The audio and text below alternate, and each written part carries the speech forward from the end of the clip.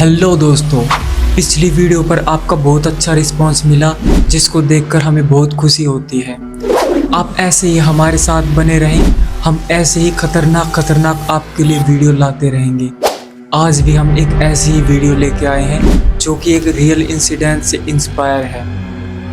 आइए वीडियो शुरू करते हैं। 30 वर्षीय मोहित, जो कि हरियाणा के गुरुग्राम में सॉफ्टवेयर इंजीनियर का काम करता था, उसने वहीं पर ही अपना एक फ्लैट ले रखा था। उसके साथ उसका एक दोस्त रहता था, अमन, जो कि उसके कॉलेज का दोस्त था। दोनों की बहुत अच्छी बॉन्डिंग थी।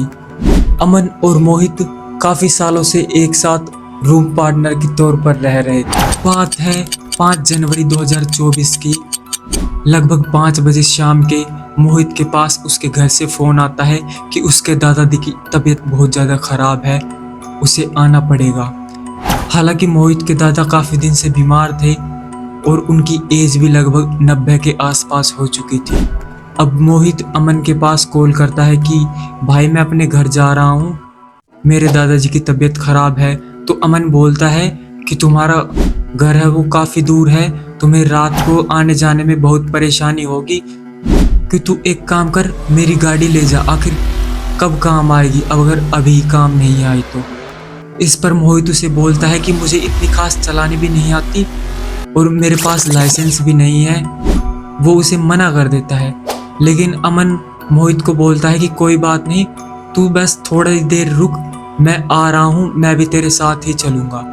मोहित लगभग अमन की आधे घंटे तक वेट करता है। वो बार बार घड़ी देख रहा था ताकि जल्दी अमन आ जाए। तभी अमन गाड़ी लेकर आ जाता है और बोलता है कि चलो।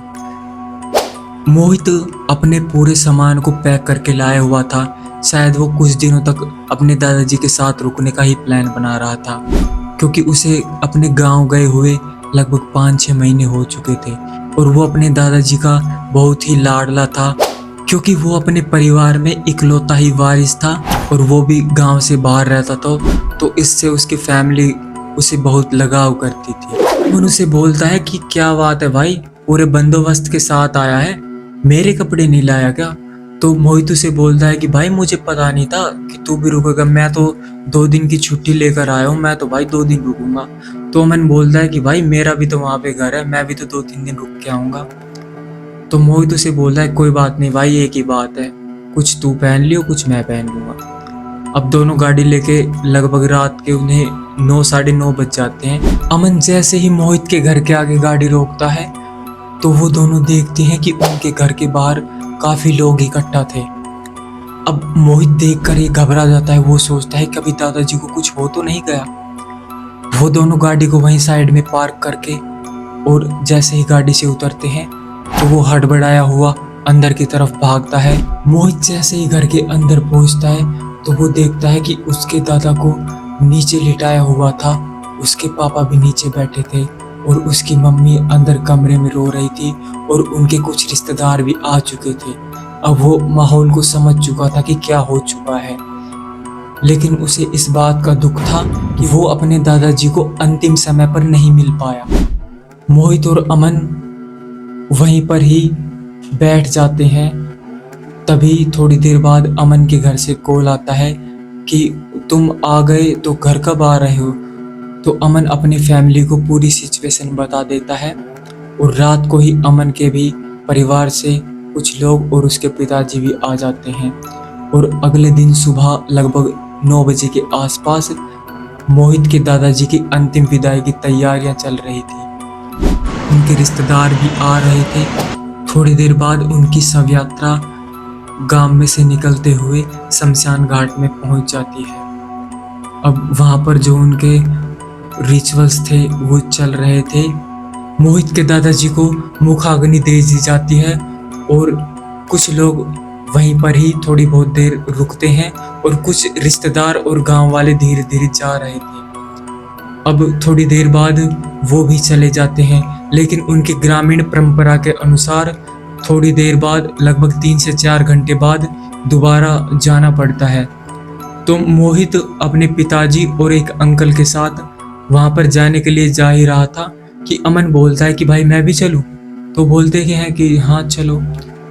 वो जैसे ही शमशान घाट में पहुंचते हैं तो वहाँ पर जो उनके दादाजी की चिता जल रही थी उसके पास कुछ लकड़ियाँ और उपले रखे थे, वो उन पर डाल रहे थे इकट्ठा करके।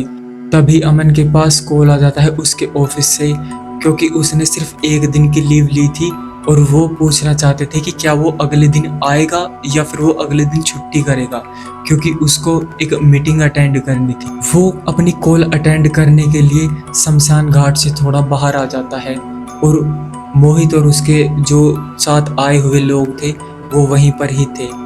तो वो बात करता करता शमशान घाट के बाहर ही खड़ा था। शमशान घाट था, उसकी एक बाउंड्री हो रखी थी, लगभग 5 फुट की दीवार थी जो चारों तरफ हो रही थी, लेकिन उसमें कोई दरवाजा जैसा कुछ नहीं था। तो वहाँ खड़ा होकर वो बात कर रहा था।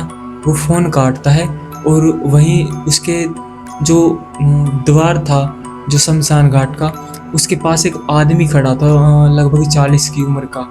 तो वो पूछता है कि भाई यहाँ पे किसको क्या हुआ है। तो उसे बताता है कि ये जो मेरा दोस्त है मोहित, उनके दादाजी थे। हालांकि वो मोहित को जानता नहीं था, लेकिन जब वो उसके पापा का नाम बताता है तो वो समझ जाता है। बोला अच्छा वो भी अच्छे आदमी है और उनके पिता भी बहुत अच्छे थे। तो वो बातचीत करते करते पूछते हैं कि मोहित को बोलना कि वो अपने दादाजी की जूतियां यहाँ देकर जाए, उनकी जूतियां घर ही रह गई है।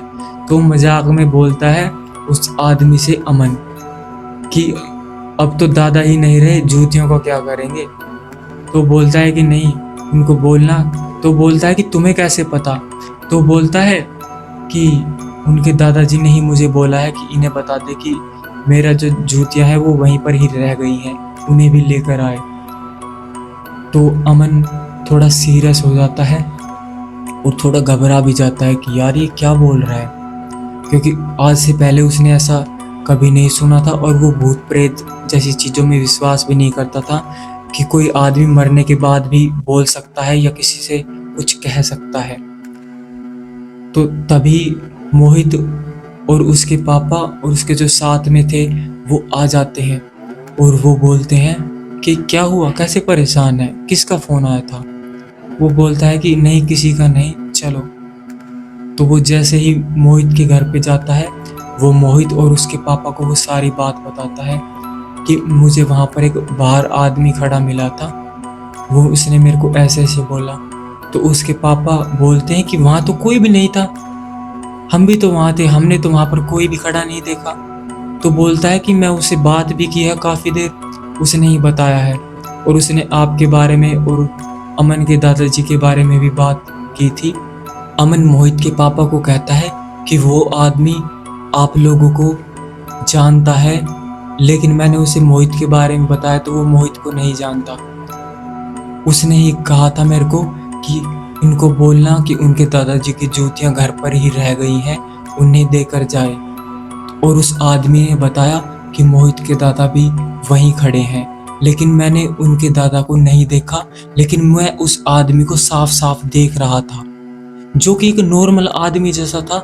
मुझे ऐसा कुछ लग ही नहीं रहा था कि वो कुछ और है। तो वो बोलते हैं कि जूतियां।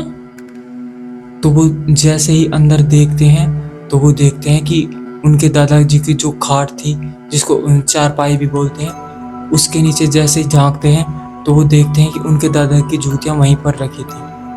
और वो अपने जो पड़ोसी के दोस्त थे अमन के पापा, उन्हें लेकर शमशान घाट में जाते हैं और चिता के पास ही वो जूतियां रखकर आ जाते हैं। उसके बाद अमन को कई दिनों तक नींद भी नहीं आई डर के चलते, क्योंकि उसने कभी ऐसा सोचा भी नहीं था कि उसके साथ ही ऐसा होगा। अगर आपको हमारी वीडियो अच्छी लगती है तो चैनल को सब्सक्राइब, वीडियो को लाइक एंड शेयर जरूर करें। हमारे व्यू के अकॉर्डिंग हमारे सब्सक्राइबर नहीं बढ़ रहे हैं, प्लीज़ चैनल को सब्सक्राइब जरूर करें, इससे हमारा मोटिवेशन बढ़ता है। धन्यवाद।